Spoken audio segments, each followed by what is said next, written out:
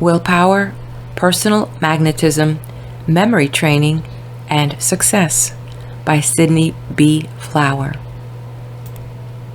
Introduction. The object of this book is to make plain to the reader in the fewest possible words that a general law underlies those desirable results of human attainment, which show forth as attractive personalities, successful lives, men of strong will, men and women of achievement, etc., etc. That this general law is simple of comprehension and easy of application, that it works smoothly and unfailingly and without exceptions as a general law should work to be worthy of the name, and that it is within the power, therefore, of every reader to make over his own character and amend his fortunes by changing his plane of vibration to correspond with the basic conditions required to cause the law of success to operate in his own case. It is made plain that a trained will is the basis of all successful human endeavor. And to put the matter in a nutshell, here and now, it is shown that will is built in one way, and in one way only, namely by making yourself do something you do not want to do. In no other way whatever is will built and developed. This is the basic thing. This is at the root of the general law of success, whether financial, social, political, domestic, or whatnot. You will distinguish between the building of will on the one hand and the application of will to an end, which is ambition. It will be clear to you that Abraham Lincoln's determination to educate himself in the face of serious difficulties is not the building of will, but the application of willpower to an end. In his case, the will was already built. He had only to apply the power to a purpose. In this book, on the other hand, we assume that the will is yet to be built. We make it very plain how it is built, and we insist upon the point that will is built in no other way whatever than by compelling yourself to do something you shrink from doing, which implies also its reverse of compelling yourself to refrain from doing something you want to do. It is evident that this is a very little book. The intention was to make it of a few pages as possible. When you have the heart of a matter before you in few words, you are less likely to mistake the meaning than if it were diffused throughout a bulky volume, which must necessarily consist of much padding. Padding is the inexcusable thing in the making of books. In the 38th chapter of the book of Job, 2nd verse, it is written, "Who is this that darkeneth counsel by words without knowledge?" And indeed it seems to us a truism that 4/5 of the book of the world could with advantage be cut down to 1/2 of or 1/4 their bulk. The intent of this book also is that the reader may straightway derive benefit for himself by forthwith following the directions given. The purpose is to be immediately helpful. The plan is to tell the reader something of value which he can make instant use to his own advantage now and at once. The instructions and exercise given here are addressed directly to men, but this is done merely for convenience in writing. The message of the One Best Way series of New Thought books is addressed equally to women, and nothing which is set down is attainable by the man is an unattainable goal for the woman. On the contrary, the woman student, by reason of her quicker apprehension, will profit by this instruction more swiftly than the man, being less encumbered by doubts and hesitations and fear of ridicule, and more advantaged by her intuitive assent and warmth of feeling than he by his slower process of reasoning things out. While he thinks, she feels. To both, however, the result will eventually prove the soundness of the instruction. Chapter 1. Strong and Weak Wills. Much is contained in the common adjective strong-willed that is not at once apparent. Just what do you understand by the term? Do you mean a person who is not easily influenced by others? Probably. Let us see what more is meant.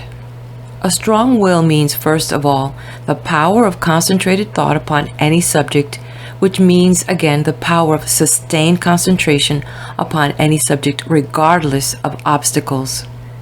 The obstacles may be presented by yourself or others. They may assail your attention from within or from without, taking many forms: persuasive, threatening, commanding. But where they meet with the strength of will, which is natural to the normal human being, they fall back, are shaken off, withdraw as a wave withdraws after spending its force against a rock.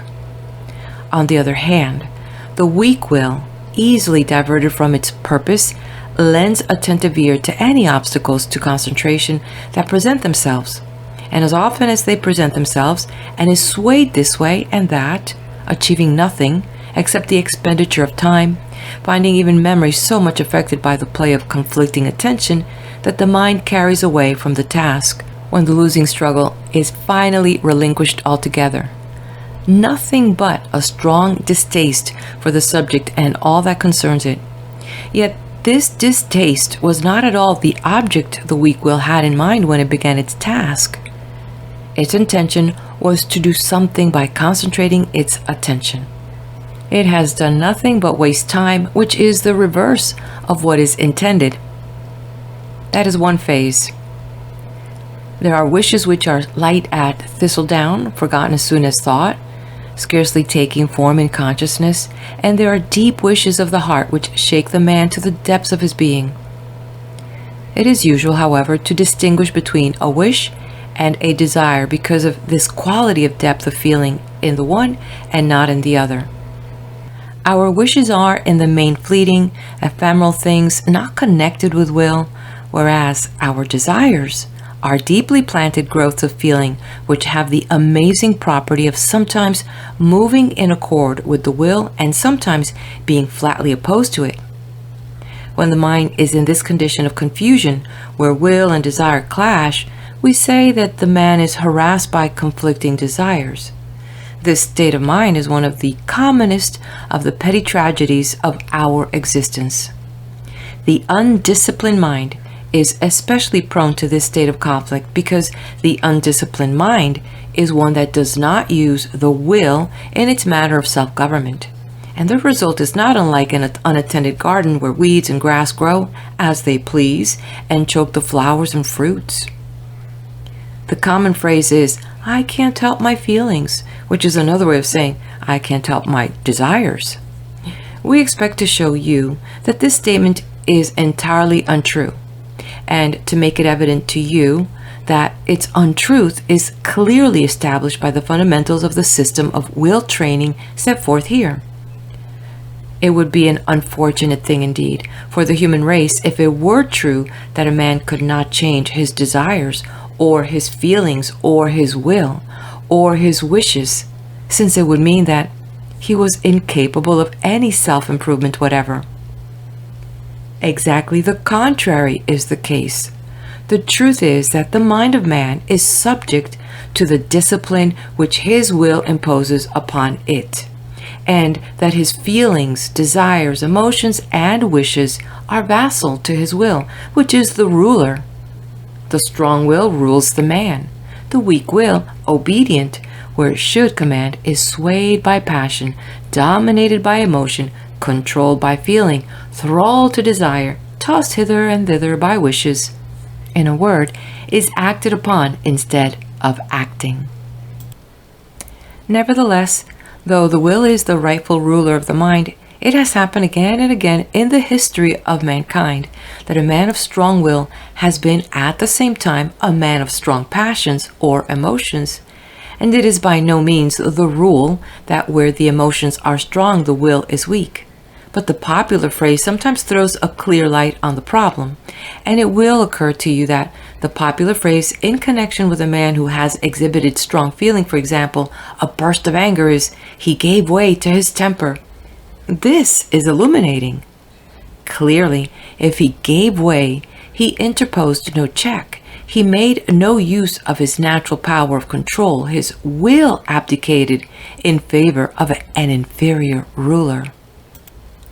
We are accustomed to quote Napoleon as an example of a man of strong will because of the marvel of his career as the ruler of many kingdoms, his amazing rise from a youth of poverty and insignificance in Corsica to be a young lieutenant of artillery, to be head of the army, to be emperor of France, and to be conqueror of Austria, Italy, and Spain. If we are right in our statement that a general law underlies all success achieved by individual men, it is necessary to show that this general law operated also in the case of the success of this eminent example, Napoleon I, Emperor of the French. There is an attractive quality in individuals for which no better name has been found than personal magnetism, by which is meant that this person, whether man or woman, exercises some peculiar fascination over others to the extent of making himself or herself generally liked by all, achieving both popularity and success not by the compulsion of a dominant will, but as something freely accorded, gladly yielded by others, the effect of success being in this case achieved apparently without effort. We expect to show that this quality of personal magnetism is derived from an exertion of the trained will and is identical with will in action. First exercise in meditation. The extracts selected from Emerson, Marcus Aurelius, and Epictetus, which are used in this book as graded exercises in concentration of thought, are to be read slowly and ponderingly, and are prescribed to be taken at the rate of one exercise daily throughout the year. The effect of such daily reading for a purpose is twofold. It drills the mind in the essential of obedience to the will, and it feeds the mind with the highest quality of food offered in such form that no possible mental indigestion can result. The constant reading and rereading of these exercises will in time impress them so firmly in the memory that they will later become the fabric of which the thought of the reader is composed. There should be no effort, however, at this time or at any later time to learn the paragraphs by heart. Such an effort would hinder the purpose of the exercise, which is, first of all, to convey to the reader's mind a complete thought, to be assimilated by slow pondering on its meaning, building right thought. These next selections are from Emerson.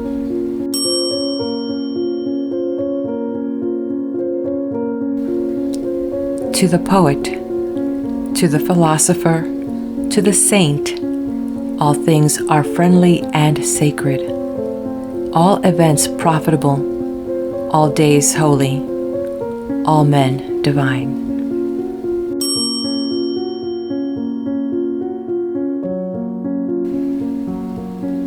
To believe your own thought, to believe that what is true for you in your private heart is true for all men, that is genius.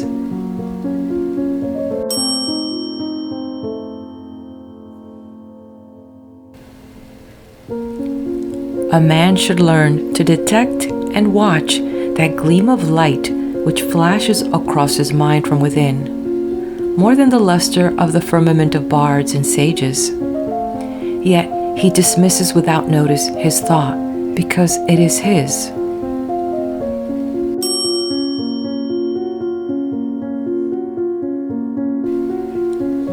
Trust thyself. Every heart vibrates to that iron string.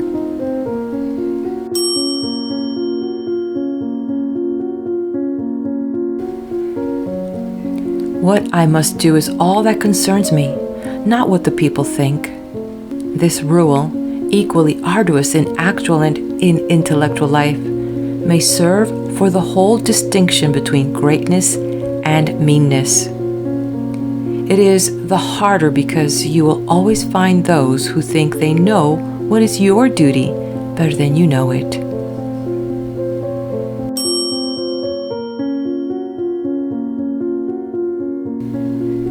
It is easy in the world to live after the world's opinion. It is easy in solitude to live after our own. But the great man is he who in the midst of the crowd keeps with perfect sweetness the independence of solitude.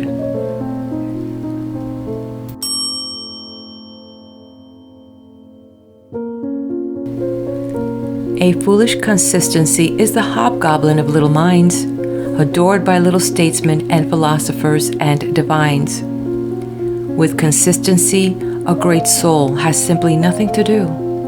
He may as well concern himself with his shadow on the wall.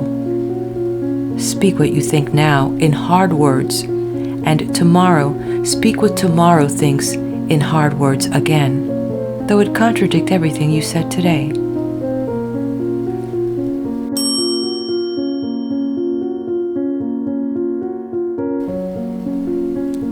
Is it so bad then to be misunderstood? Pythagoras was misunderstood, and Socrates, and Jesus, and Luther, and Copernicus, and Galileo, and Newton, and every pure and wise spirit that ever took flesh. To be great is to be misunderstood.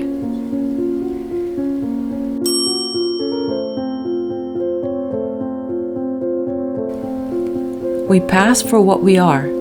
Character teaches above our wills. Men imagine that they can communicate their virtue or vice only by overt actions, and do not see that virtue or vice emit a breath every moment.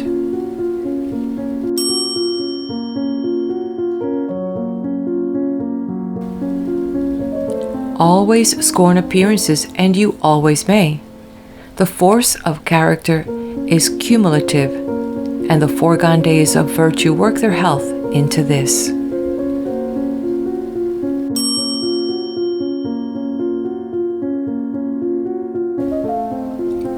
Ordinarily, everybody in society reminds us of somewhat else or of some other person. Character, reality, reminds you of nothing else. It takes place of the whole creation. The man must be so much that he must make all circumstances indifferent.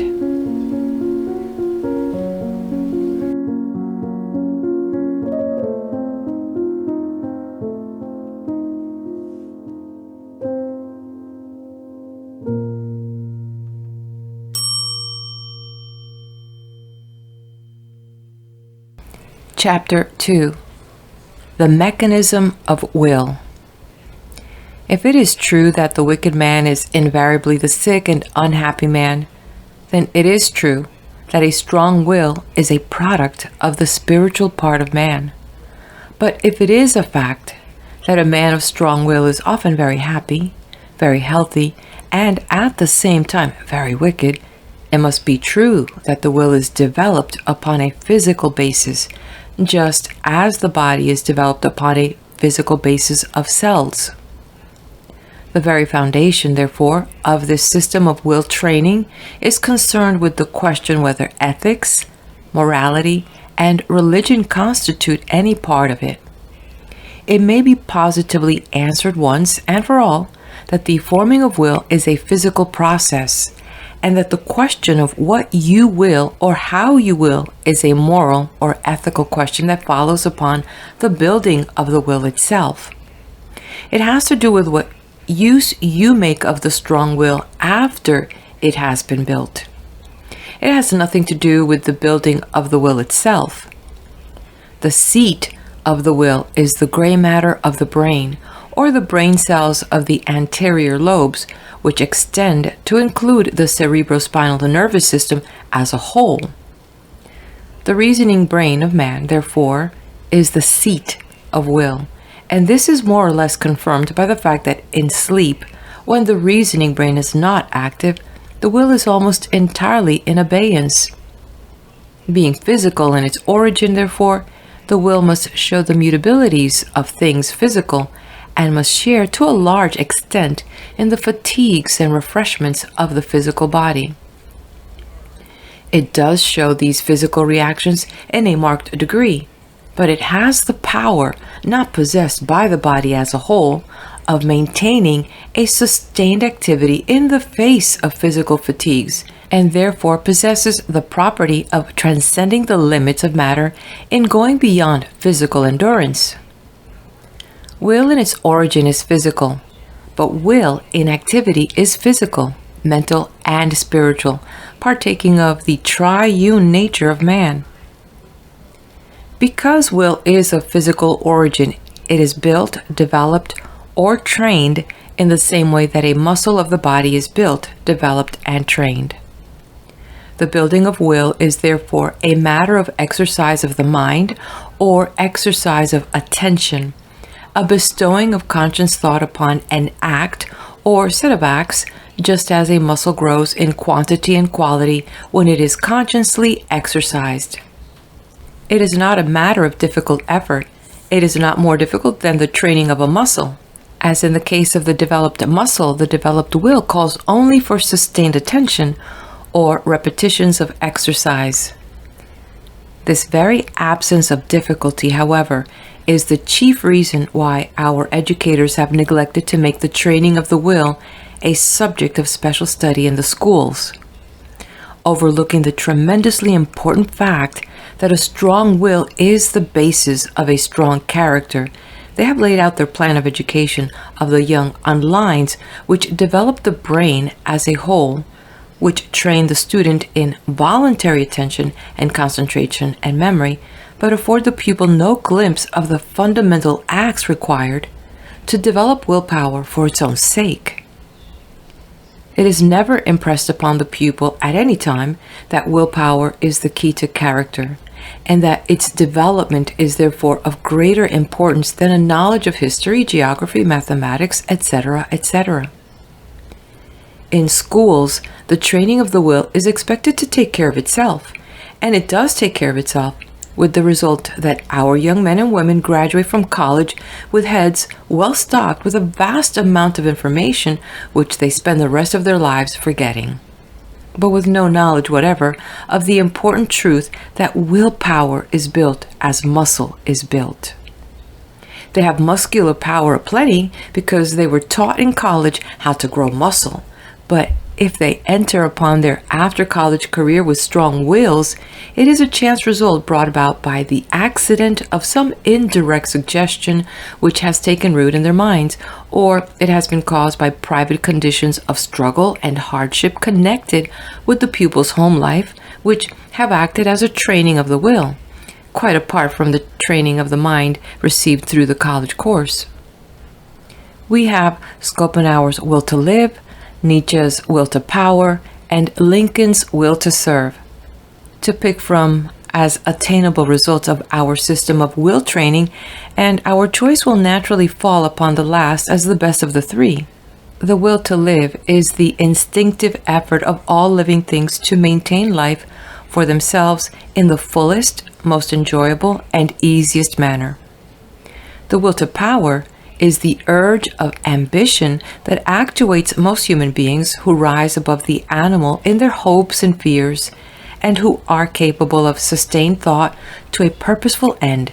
But the will to power is in its essence selfish and self-centered, and is concerned with attainment or success for the sake of the personal gratification involved in the exercise of power won by effort. The will to serve, of which no higher example has ever been afforded in human life than by the illustrious Abraham Lincoln, is the Aaron's rod that swallows up those minor conceptions, the will to live and the will to power, pointing up to the highest possible in human achievement. This will to serve being our choice, therefore, it is requisite to show that, as in the case of Napoleon, the general law explained in this system of training of the will is the underlying factor in the development of the splendidly rounded character of Abraham Lincoln.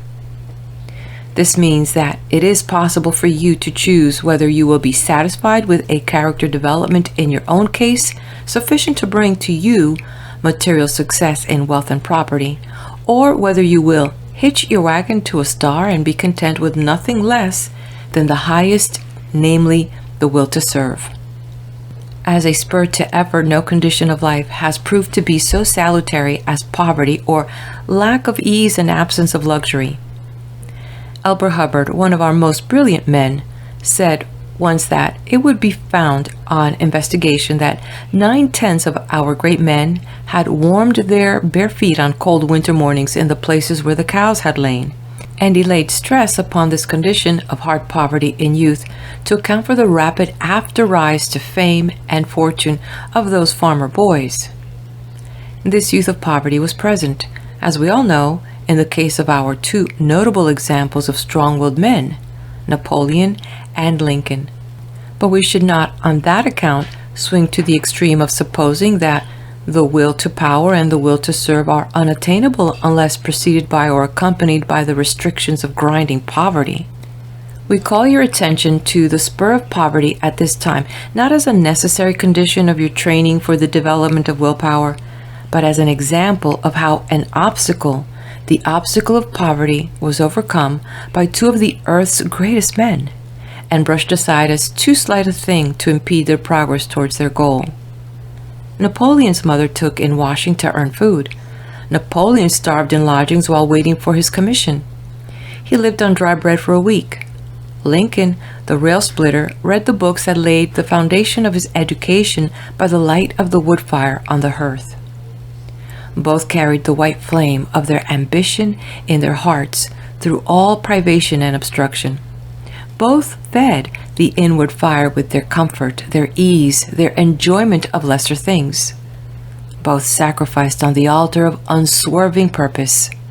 Both developed an inexhaustible patience. Both developed a will of iron. Both reached the goal of their ambition. It is for the student of history, rather than for us, to contrast the degrees of this attainment. We note here only that one developed the will to power, the other the will to serve. Second exercise in meditation. These are excerpts from Aurelius.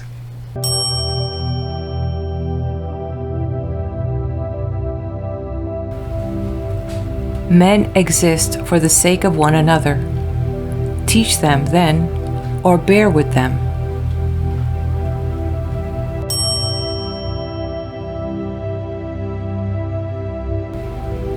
Look within. Within is the fountain of good, and it will ever bubble up, if thou wilt ever dig.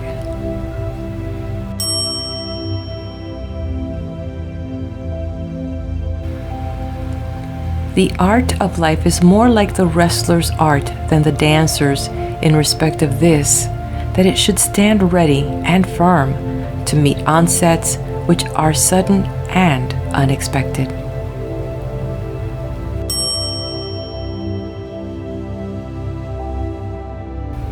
Retire into thyself.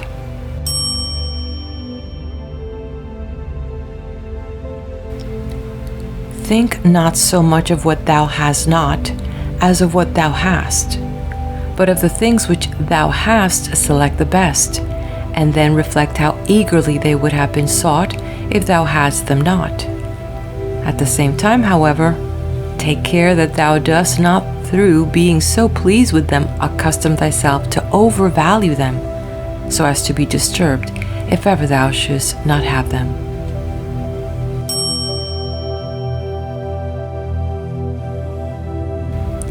A scowling look is altogether unnatural. When it is often assumed, the result is that all comeliness dies away, and at last is so completely extinguished that it cannot be again lighted up at all. Try to conclude from this very fact that it is contrary to reason.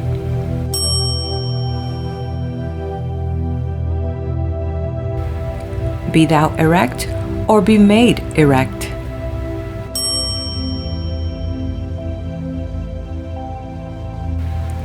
Be not ashamed to be helped, for it is thy business to do thy duty like a soldier in the assault on a town. How then, if being lame thou canst not mount upon the battlements alone, but with the help of another, it is possible?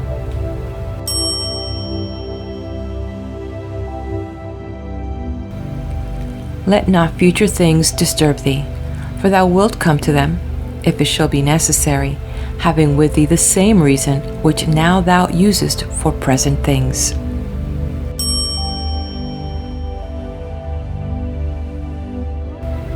That which is not good for the swarm, neither is it good for the bee.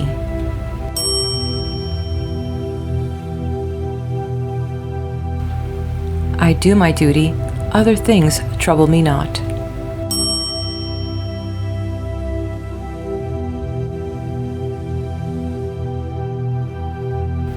The following meditations are quotes by Epictetus.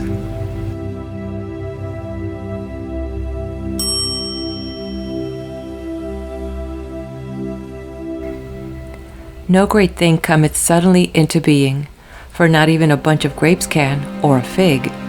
If you say to me now, I desire a fig, I answer that there is need of time. Let it first of all flower, and then bring forth the fruit, and then ripen. When the fruit of a fig tree is not perfected at once, and in a single hour, would you win the fruit of a man's mind thus quickly and easily?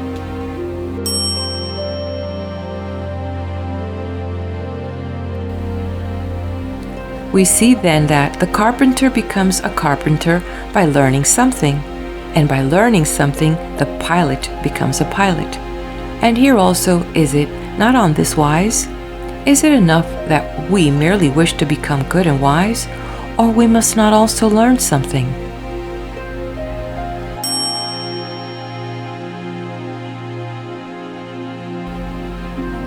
The philosophers say that before all things it is needful to learn that God is, and taketh thought for all things, and that nothing can be hid from him, neither deeds, nor even thoughts or wishes, thereafter, of what nature the gods are. For whatever they are found to be, he who would please and serve them must strive with all his might to be like unto them. If the divine is faithful, so must he be faithful. If free, so must he be free. If beneficent, so must he be beneficent. If high-minded, so must he be high-minded. So that thus emulating God, he shall both do and speak the things that follow therefrom.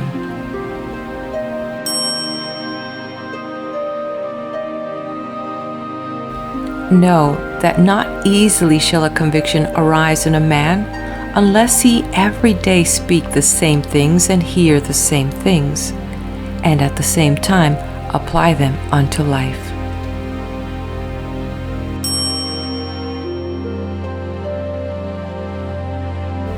First, then, thou must purify thy ruling faculty, and this vocation of thine also, saying, Now it is my mind I must shape, as the carpenter shapes wood, and the shoemaker leather.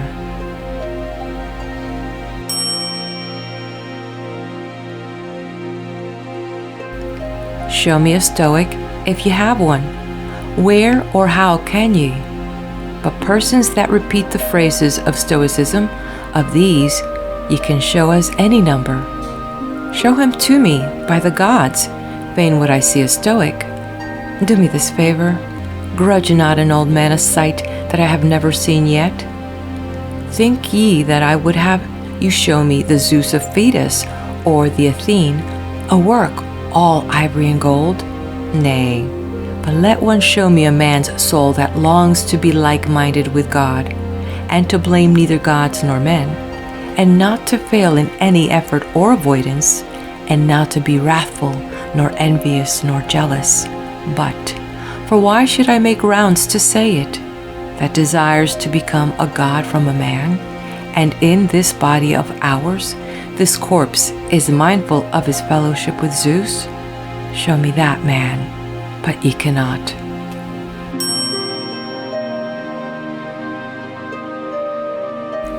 Give me one man that cares how he shall do anything, that thinks not of the gaining of the thing, but thinks of his own energy.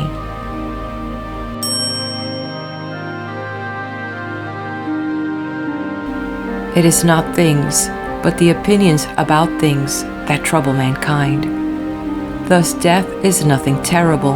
If it were so, it would have appeared so to Socrates. But the opinion we have about death, that it is terrible, that is wherein the terror lieth. When therefore we are hindered, or troubled, or grieved, never let us blame any other but ourselves, that is to say, our opinions. A man undisciplined in philosophy blames others in matters in which he fares ill. One who begins to be disciplined blames himself. One who is disciplined neither blames others nor himself.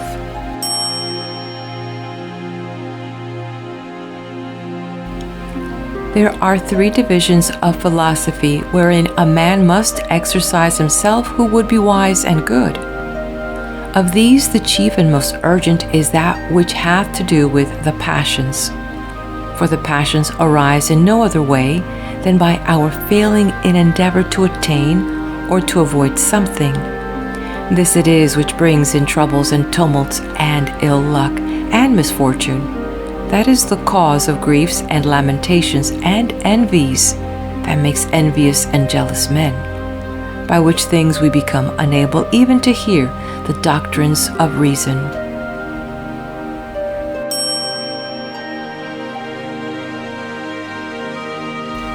Shall I then exist no longer? Nay, thou shalt exist, but as something else, whereof the universe hath now need. For neither didst thou choose thine own time to come into existence, but when the universe had need of thee.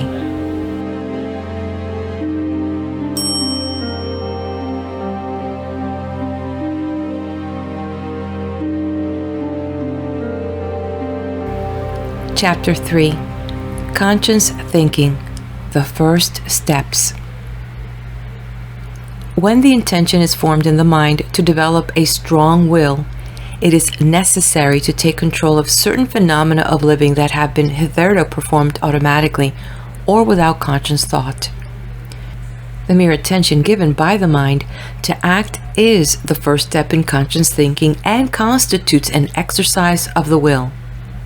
The act of breathing, for example, is from our birth up an automatic or unconscious act for all of us, but we shall make important use of conscious breathing in this system of training the will. We select the act of breathing as our basis of directing the thought because of its instant bearing upon the bodily health of the student. It is evident that if the result of the student's first efforts towards training of the will produce immediate advantages to his condition of bodily health, he will be impressed to give a quick and eager attention to the details that follow in order. For this reason, namely, that he may receive benefit from the beginning of his practice of the system taught here, we start his exercises with the act of breathing, focusing his attention upon the simple acts of inhaling, holding the breath, and exhaling. The yogis of India have followed a similar plan of instruction to their pupils who are in search of the way. In selecting that form of exercise which should most rapidly and completely develop willpower and concentration in their pupils, the gurus or teachers found nothing so good for the purpose as breathing exercises, teaching the pupil control of matter by mind, developing concentration, training him in sustained attention, and showing him interesting results, all at one and the same time. Therefore, instead of breathing automatically, as you do at present, you are to begin from this time to practice the samadhi breath at all times, in all places and seasons, wherever such practice is not attended with embarrassment. The method is not difficult. It consists in inhaling through the nostrils, keeping the mouth firmly closed, a deep breath while you count the numerals over to yourself as far as 8, holding this breath while you count 8, and exhaling it while you count 8. This completes the samadhi breath. The exhaling also is by way of the nostrils, never through the mouth. The inhaling is performed in a certain manner as follows. While walking, standing, sitting up straight in a chair, or lying down, inhale for 4 seconds as much air as you can at the pit of the stomach or abdomen, keeping the upper chest motionless. Then, for the remaining 4 seconds, inhale as much air as you can into the upper chest and ribs. This completes the inhalation while you count 8. The holding of the breath is also to be performed in a certain manner, as follows. Expand alternately the chest and abdomen forcibly 8 times while holding this breath, endeavoring by this exercise to force all the air which you have inhaled in this combined breath first down into the abdomen, then back into the upper chest, then down again into the abdomen, and so on, all alternating the expansion of chest and abdomen 8 times. The exhaling is to be performed by one continuous and smoothly controlled effort, noiselessly through the nostrils.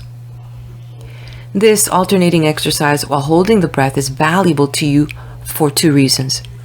It teaches you breath control, and it also performs for you the astonishing feat of breaking up and preventing fear and worry. It constitutes an addition to the usual samadhi breath as taught by the yogis, and is better suited to our Western methods of securing the biggest results in the shortest possible time. It is well worth your while to obtain mastery over such depressing emotions as fear and worry while you are taking the very first steps in training the will by conscious thinking. We kill 2 birds with 1 stone thereby. It may not seem to you at first glance that the training of the memory has anything to do with the training of the will, but you will perceive very rapidly that it has much to do with it. Briefly, without an obedient memory, success is impossible. The forgetful mind is a mind only 50% efficient. A forgetful mind is an undisciplined mind. The essential thing in this system is that it brings the powers of the mind under the control of the will. The practices and exercises which are given here for the purpose of establishing this control of will over mind do at the same time train and strengthen the will itself by making it bestir itself and attend to certain operations which had formerly been carried out unconsciously or automatically. Do not let this point escape you. To repeat, the act of sustained attention is itself an act of will. The training of memory is as simple as ABC. Books have been written on this one theme. Elaborate systems have been devised. Mnemonics have almost a bibliography of their own. Our business is to get at the heart of the matter and save your time and our own. We therefore put forward the startling statement that your memory, however deficient it may seem to you to be, requires but 1 daily or nightly exercise to make it function perfectly.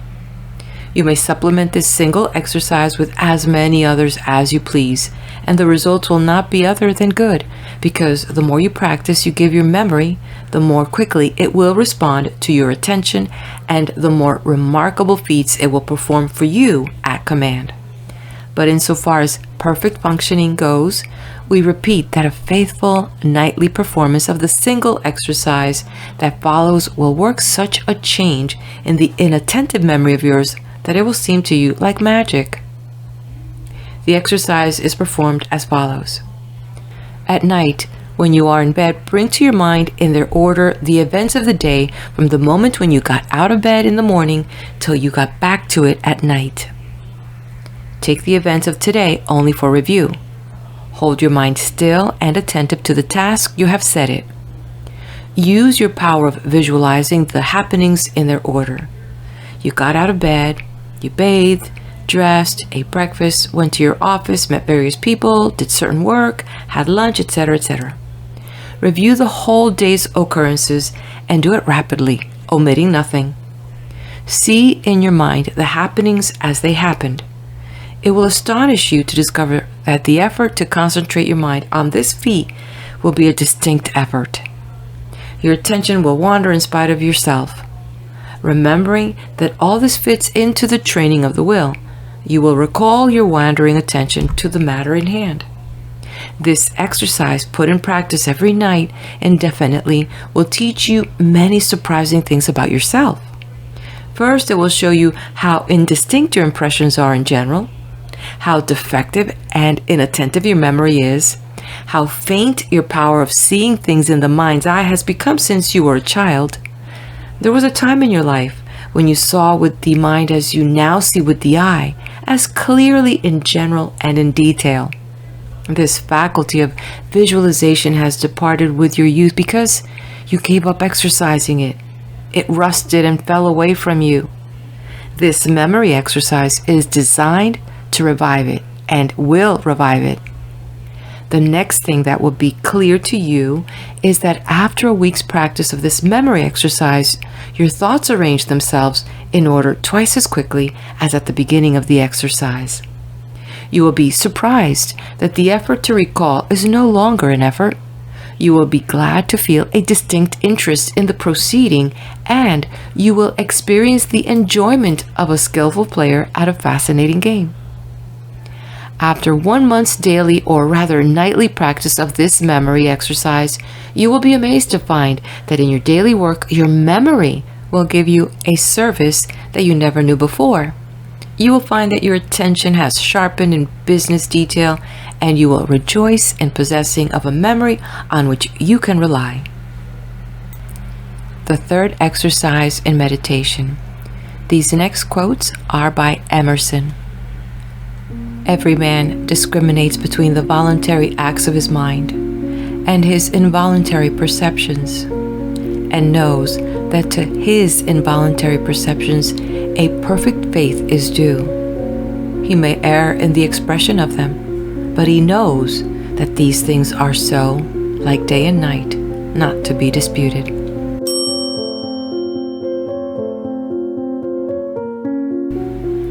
We lie in the lap of immense intelligence, which makes us receivers of its truth and organs of its activity.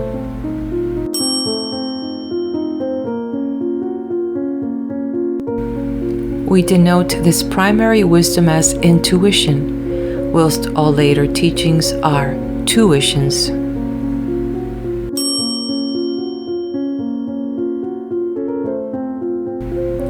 In that deep force, the last fact behind which analysis cannot go, all things find their common origin. For the sense of being which in calm hours rises, we know not how, in the soul, is not diverse from things, from space, from light, from time, from man, but one with them, and proceeds obviously from the same source, whence their life and being also proceed.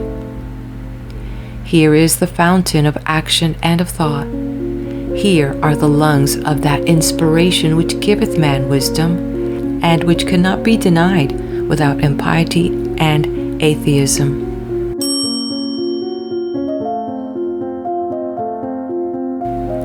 Thoughtless people contradict as readily the statement of perceptions as of opinions, or rather much more readily, for they do not distinguish between perception and notion. They fancy that I choose to see this or that thing, but perception is not whimsical, but fatal.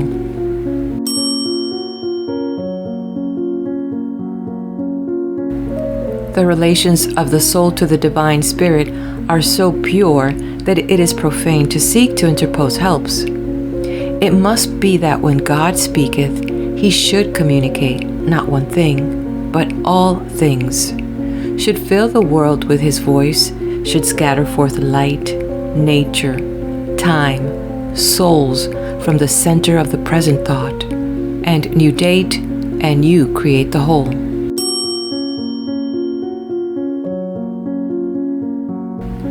Whenever a mind is simple and receives a divine wisdom, old things pass away. Means, teachers, texts, temples fall.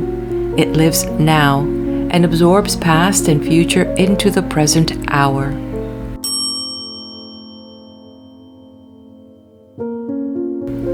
Whence then this worship of the past? The centuries are conspirators against the sanity and authority of the soul. Time and space are but physiological colors which the eye makes, but the soul is light. Where it is day. Where it was, is night.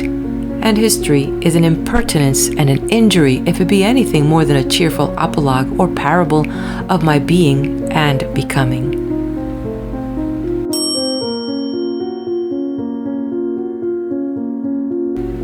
Man is timid and apologetic. He is no longer upright. He dares not say, "I think, I am," but quotes some saint or sage. He is ashamed before the blade of grass or the blowing rose.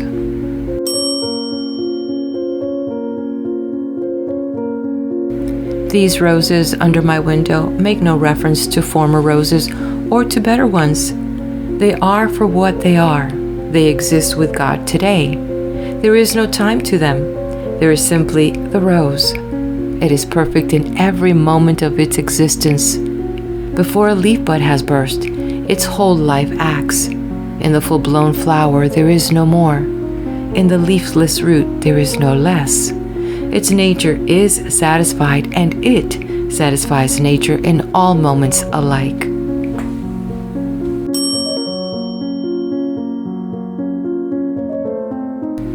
But man postpones or remembers. He does not live in the present, but with reverted eye laments the past, or heedless of the riches that surround him, stands on tiptoe to foresee the future.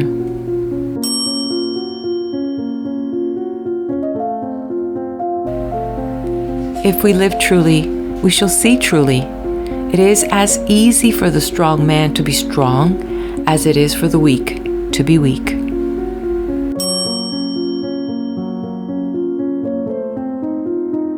Who has more obedience than I masters me, though he should not raise his finger?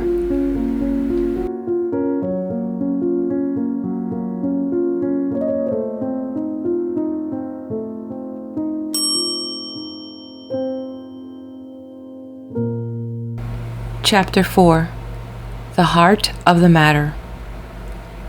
Quite at the beginning of this book, in the introduction itself, we spoke of a general law that underlay the phenomenon of strong will, personal magnetism, success, etc., etc. And we spoke of this general law as applicable in all cases of human achievement without a single exception.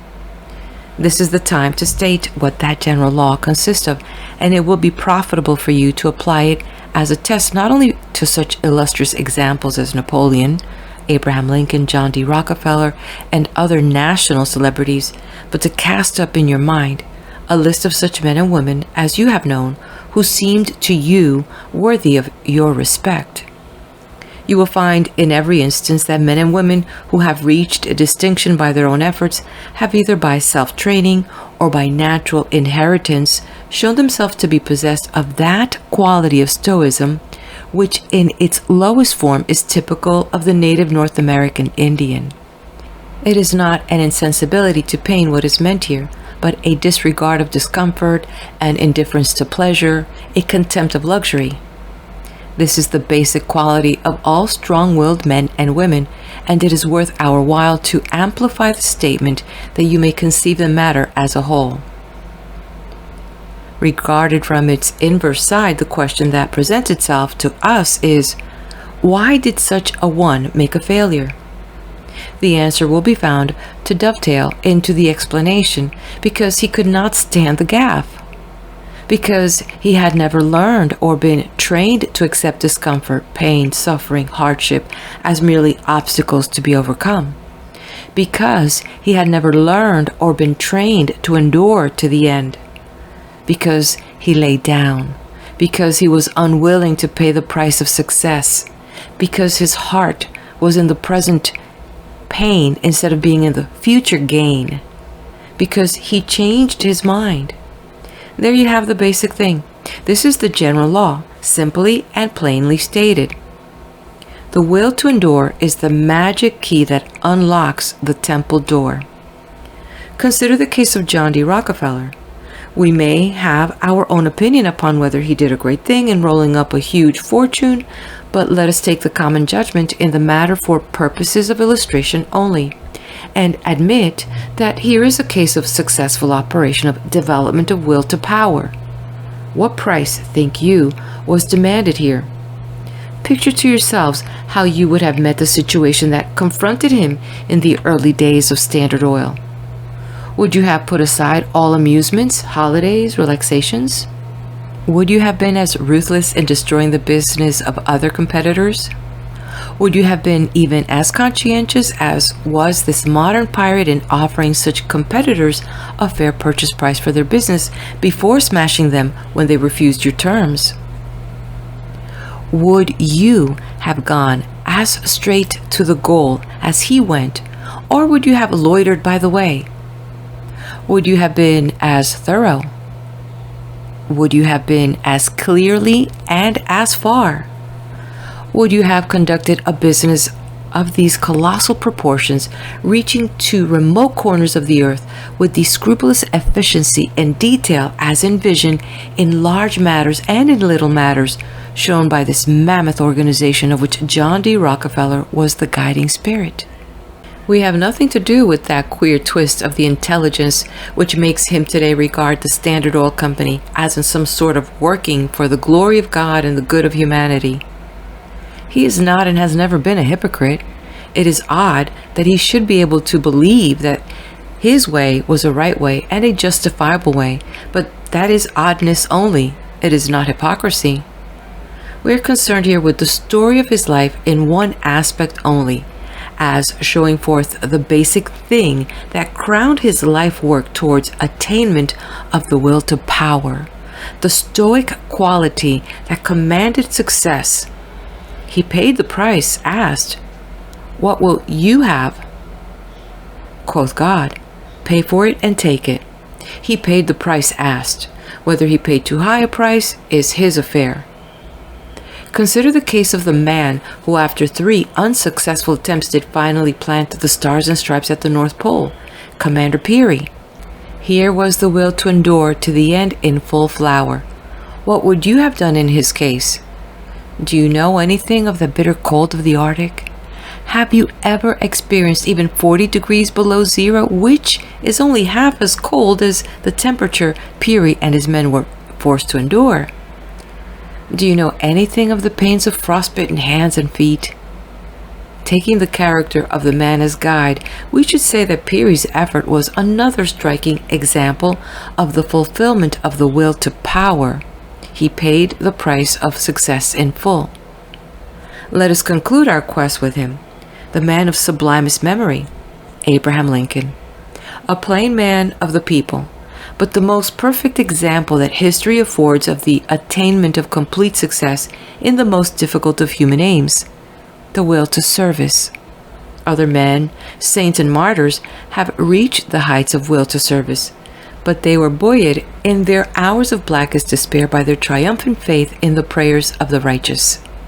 Here was a kindly man with the burden of the blood of half a continent on his shoulders, unable to say more than, "I have been driven oftentimes to my knees by the sure knowledge that there was nowhere else to go."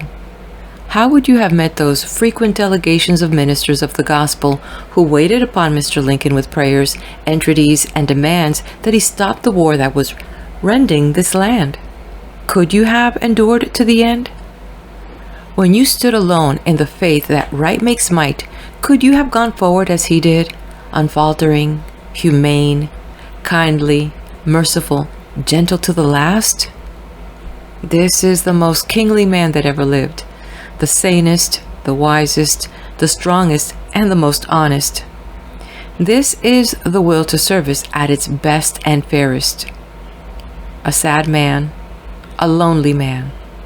He paid the price without wincing, paid in full measure and running over.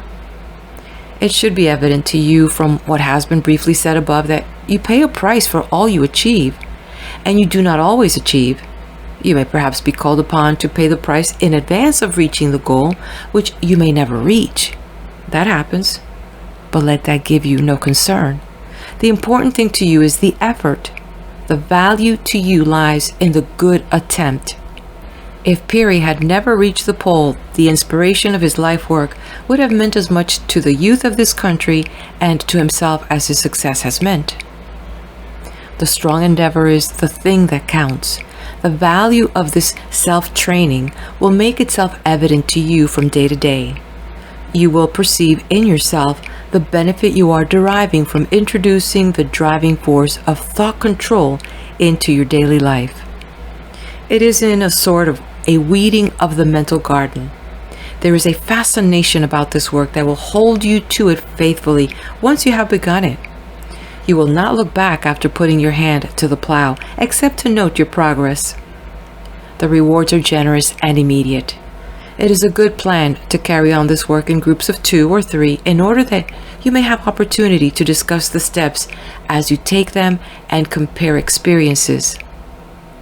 The progress or lack of progress of one is a help to the other. Mutual discussion helps to impress the detail of the work more forcibly on your mind. Remember, this is your work.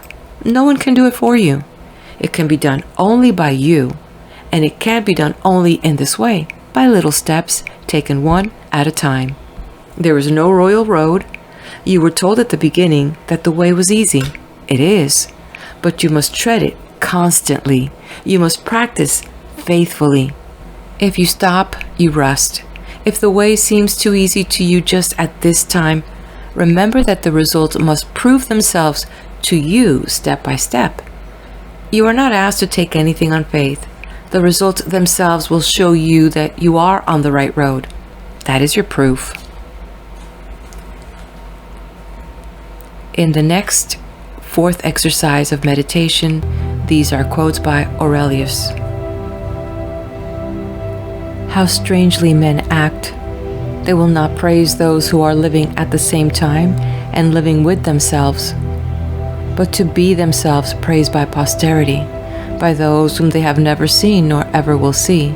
This they set much value on. But this is very much the same as if thou should be grieved because those who have lived before thee did not praise thee.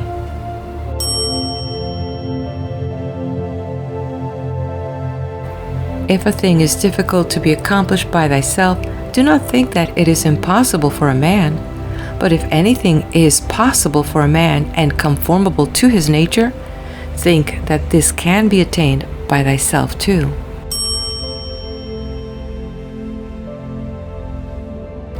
If any man is able to convince me and show me that I do not think or act right, I will gladly change, for I seeketh the truth, by which no man was ever injured, but he is injured who abides in his error and ignorance.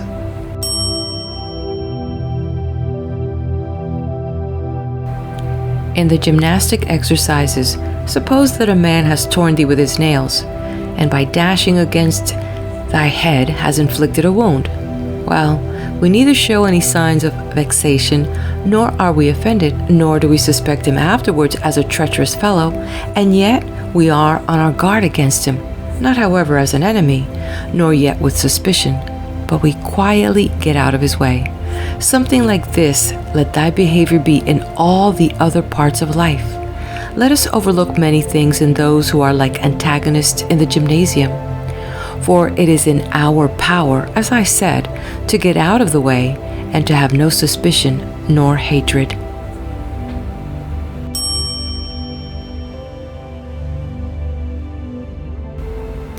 When thou hast compelled by circumstances to be disturbed in a manner, quickly return to thyself, and do not continue out of tune longer than the compulsion lasts, for thou wilt have more mastery over the harmony by continually recurring to it.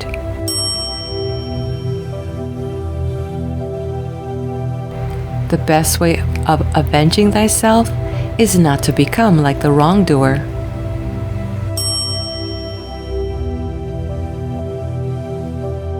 The universe is either a confusion and a mutual involution of things, and a dispersion, or it is unity and order and providence.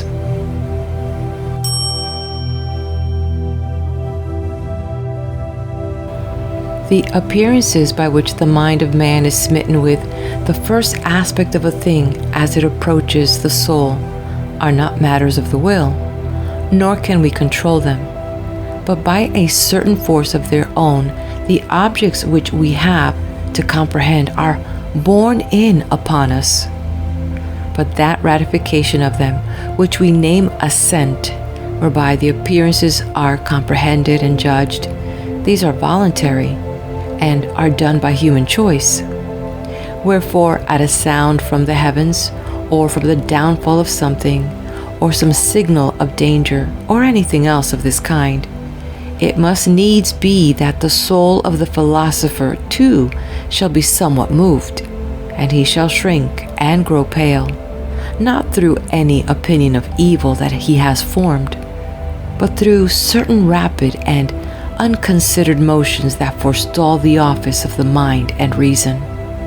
Soon, however, that philosopher doth not approve the appearances to be truly objects of terror to his soul, that is to say, he assents not to them, nor ratifies them, but he rejects them and casts them out, nor doth there seem to be in them anything that he should fear.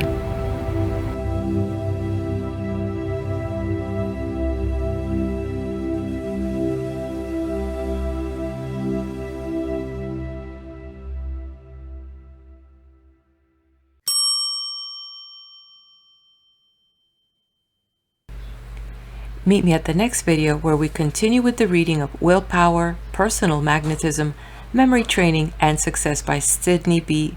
Flower. If you haven't done so, please leave me a comment. Let me know you were here. What do you think about the meditations that the author is offering? The next video will contain more meditations. The author is going to talk about self-discipline, the magnetic man or woman, dynamic thinking, and the law of financial success. Please do hit the like button. Share this with your friends if you know that they could gain value from this book and this content, and subscribe to the channel.